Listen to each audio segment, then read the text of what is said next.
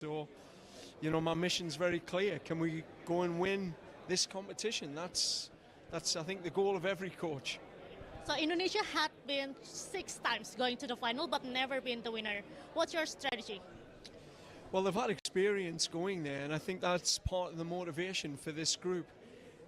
Teams have climbed that mountain, but just haven't got to the top, and we'll certainly use that as a mindset shift to be that first team. And there's nothing better than being the first, not the second or the third. And I think we can drive that with the team. That'll be the mindset to pioneer and usher in this new era of Indonesian football.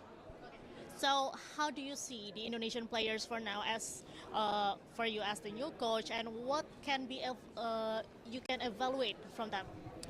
Well, I'm still learning. I think that's part of the process to understand the whole playing group, because I think when you move into a tournament like this, you are going to rely on your depth. In my time in competing in CONCACAF, we competed in the Gold Cup, which was outside of FIFA windows. So this is where you get a chance to use, players that have been waiting for a chance, and you can really draw on that. So, I really enjoy the spirit and the excitement and the energy often that wider squad can bring to this type of tournament. So I get to see more players, give more people opportunity, and the local players get a chance to compete for their country.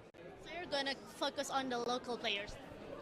I think you have to get a balance. If players are available, their clubs release them. I think modern football now, clubs are very specific about FIFA windows and operating in and out of them. Sometimes you can build the relationships with clubs to allow players to be released, but more often than not, the clubs will say no, and you're relying on those players who are desperate to prove their point. Last one, what's your message for Indonesian supporters? It's time. It's time. We, together we have to take that step. I think the fans show up every time for our team. The team show up, and at times have fallen short.